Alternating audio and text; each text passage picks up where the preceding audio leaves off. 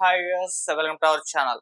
So అఖండ 2 release కి ఇంకొక రోజు మాత్రమే టైం ఉంది. సో ఈ నేపథ్యంలో అటు ఓవర్సీస్ లో అడ్వాన్స్ బుకింగ్స్ అదరగొడుతున్నట్టుగా వార్తలైతే వినిపిస్తున్నాయి. అమెరికాలో మరి బుకింగ్స్ ఏ రేంజ్ లో ఉన్నాయి? ఓవర్సీస్ మార్కెట్ లో అఖండ 2 ఎటువంటి రికార్డ్స్ క్రియేట్ చేసే అవకాశం ఉంది? ఎటువంటి కలెక్షన్స్ అక్కడ రాబడుతుంది? ఇప్పుడు దీనికి సంబంధించి డిస్కస్ చేయడానికి ప్రజెంట్ మనతో పాటు సీనియర్ జర్నలిస్ట్ ఇమ్మంది రామారావు గారు వారిని అడిగి తెలిసిన ప్రయత్నం చేద్దాం. సో నమస్కారం సార్. నమస్తే బాబు. సార్, మరి అమెరికాలో బుకింగ్స్ ఏ రేంజ్ లో ఉన్నాయి? మరి ఎటువంటి కలెక్షన్స్ ఓవర్సీస్ దగ్గర నుంచి రాబడుతుంది? సో ఇప్పుడు ఓవర్సీస్ మార్కెట్ కూడా ఇంపార్టెంట్ కాబట్టి మరి అక్కడ నుంచి ఎలా పర్ఫామ్ చేస్తుంది సార్ అఖండ 2 కి సంబంధించి?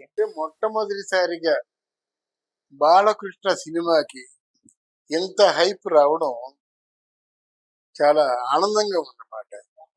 అయితే ఇంత హైప్ రావడానికి కారణం కూడా అక్కడ సిన్సియర్గా శ్రమ పడ్డాడు, ఆ సినిమా కోసం కష్టపడ్డాడు. ఆయనతో పాటు మొత్తం టీం అంతా కష్టపడ్డది. వీళ్ళందరి తాలూకు సిన్సియర్ ఎఫర్ట్ నెవర్ ఫెయిల్స్. సిన్సియర్గా కష్టపడ్డారు కనుక అది ఫెయిల్ అవ్వదన్నమాట. జనంలో ఇంత ఉత్కంఠ రేపుతుందంటే ఆ సినిమాలో విషయం ఉంది. చూసిన వాళ్ళందరూ కూడా మీరు ఏదో అంటారు కదా, గూస్ బంప్స్ వస్తున్నాయని. ఏవి వస్తున్నాయని అంటే ఒక పులకింత కేరింత పూనకాలు వస్తున్నాయి అంటున్నారు చూసారా, ఆ బొమ్మ చూస్తేనే పూనకాలు వస్తున్నాయి.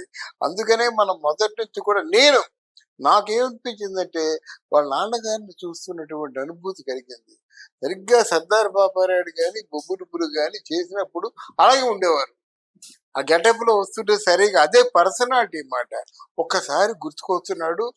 డెఫినెట్ గా అఖండ 2లో మాత్రం ఎన్టీ రామారావు గారు గుర్తుకొస్తారు. ఆ స్థాయిగా ఆయన పర్సనాలిటీ డెవలప్ అయింది. రెండోది ఏంటంటే ఇక్కడ ప్రచారాలు, మనకి ప్రచారం అన్నది చాలా తేలికైపోయిందండి. ఇక్కడ జరిగింది అమెరికా, ఇక మరుసటి క్షణంలో అమెరికాలో చూస్తున్నారు కదా. మరి ఇక్కడ అఖండ 2కి ఎంత పేరు వచ్చిందో వాళ్ళకే తెలుస్తుంది. అక్కడ హైప్ అయింది. అందుకనే అఖండ 2 సినిమా కోసం పోటీ పడుతున్నారు అన్నమాట. వాళ్ళు మంచి సినిమాల కోసం అలాగే ఆవురు అంటూ ఎదురు చూస్తుంటారు కనుక మంచి సినిమాని వాళ్ళు వదులుకోరు. అది డబ్బులు ఇంత అంత అని చెప్పేసి అనుకోవడానికి అక్కడ డబ్బులతో ప్రసక్తి లేదు. సినిమా చూద్దాం అనుకుంటారు, చూస్తారంతే. ఆ సినిమాకి ఎంత అవుతుందంటే డబ్బుల కోసం ఆలోచించే వాళ్ళు అమెరికాలో ఉద్యోగాలు చేస్తారా? డబ్బుల కోసం ఆలోచించేవారు కనీసం ఫ్రూట్ జ్యూస్ కానీ కాఫీ టీలు తాగుతారా? అది లేదు. డబ్బుల గురించి ఆలోచించే ప్రసక్తే అక్కడ ఉండదు కనుక డబ్బులు ప్రసక్తి తీసినట్టయితే ఒక మంచి సినిమా, వాళ్ళ మనసుకి నచ్చిన సినిమా, వాళ్ళ నాన్నగారంటే అభిమానంతో ఉండేవారు, ఎన్టీ రామారావు గారిని మర్చిపోలేని వాళ్ళ తాలూకు వాళ్ళు మెచ్చిన సినిమా వస్తుంది కాబట్టి ఈ రోజు ఇంత ఉత్కంఠ రేపుతుంది అన్నమాట. ఇక ఇక్కడ ఉన్నటువంటి హైప్ అంతా అక్కడ కూడా వచ్చింది. పోనీ దీని మీద ఎవరైనా అంటే సినిమాలో ఉన్న ప్రత్యర్థులు ఏవైనా కుట్రలు పన్నాలన్నా అయిపోయింది. It's too late.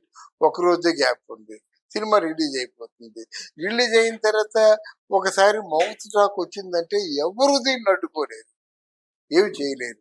తర్వాత ఏంటంటే మౌత్ టాక్ ఎలా ఉన్నప్పుడు కూడా బాలకృష్ణ అభిమానులు మామూలు సైన్యం కాదు, అది వీర సైన్యం మాట. ఎవరు ఏదైనా చెడు తలంపు ఉందంటే వాళ్ళు పూర్తిగా పీకి పందిరేస్తారు అన్నమాట. ఇన్ని కారణాల చేత మీరు కోరుకున్నటువంటి ఆ 1000 కోట్ల క్లబ్లోకి అంటే ఓవర్సీస్ లో కూడా ఎంత డిమాండ్ ఉంది కనుక నేను 750 కోట్లు అనుకున్న వాడిని ఇట్ మే రీచ్ అని ఇంత ఘంటాపదంగా చెప్పడానికి కారణం అది. బాలకృష్ణ సినిమాల్లో మాత్రం డెఫినెట్ గా లెజెండ్ ని సింహాన్ని దాటి కలెక్ట్ చేస్తుంది. తర్వాత ఈరోజు సినిమా థియేటర్లు వాటికంటే ఎక్కువ ఇచ్చారు కనుక డెఫినెట్ గా ఈ సినిమాకి ఒక బాలకృష్ణ తాలూకు కెరియర్ లో ఒక ల్యాండ్ మార్క్ గా ఉంటుంది. సమరసింహారెడ్డి, నరసింహనాయుడు, సింహ లెజెండ్ తర్వాత అఖండ ఈ విధంగా ఉంటుందని నా అనుభవంతో నేను చెప్తున్నాను. ఈ సినిమాతో ఇక బాలకృష్ణ గారి మార్కెట్ ఇంకో రేంజ్ లోకి, అంటే ఇప్పుడు పానిండి అంటున్నాం కదా, సో ఆ రేంజ్ లోకి వెళ్ళనుందా సార్? ఈయన మార్కెట్ మీద దృష్టి లేదు కదా. ఈయన చూసా తప్పకుండా వాళ్ళ నాన్నగారు ఎటువంటి కెరియర్ ని ఎటువంటి నడక ప్రారంభించారో అటువంటి కెరీర్ నే కోరుకున్నాడు. అరే ప్రొడ్యూసర్ ఇంత డబ్బు పెట్టి చేస్తే ఆ ప్రొడ్యూసర్ సేఫ్ గా బయటపడతాడా అని అనుకునే రకం. ఇప్పుడు వీళ్ళలాగా అసలు నువ్వెవడో నిన్న నాకు వేషం ఇచ్చావా అయితే సో వాట్, ఇప్పుడు నాతో సినిమా చేస్తావా 100 కోట్లు, అలా అనలేడు ఈయన, అనలేడు. చూసారా మీకు వీళ్ళందరూ ఒక ఎత్తును, బాలకృష్ణ నాగార్జున ఒక ఎత్తు. వాళ్ళు రేటు పెంచుకోవడానికి అవకాశం లేదు. మీ నాన్న మా మా మా బ్యానర్లు ఎన్ని సినిమాలు చేశాడు అంటే నువ్వు ఎత్తలేడు.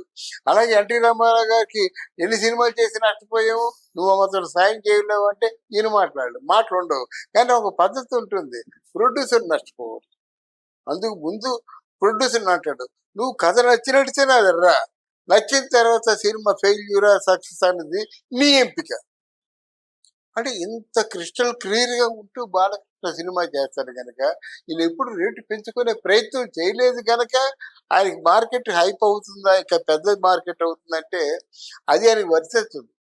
ఇప్పుడు కూడా అయ్యా మీతో సినిమా చేస్తున్నాము, ఎందుకు ఇన్ని సినిమాలు చేస్తున్నాను అనుకున్నారు బాలకృష్ణ, రెమ్యునరేషన్ లోను వీళ్ళకి 100 కోట్లు పెంచేసినట్టయితే ఎప్పుడో జారిపోయేవారు అనమాట. అలా కాకుండా ఎథిక్స్ ని, ఆ ఫ్రెండ్షిప్ ని, మంచితనాన్ని ఇవన్నీ ఫాలో అయ్యే వ్యక్తి బాలకృష్ణ. ఏ మాటకి ఆ మాట చెప్పాలి.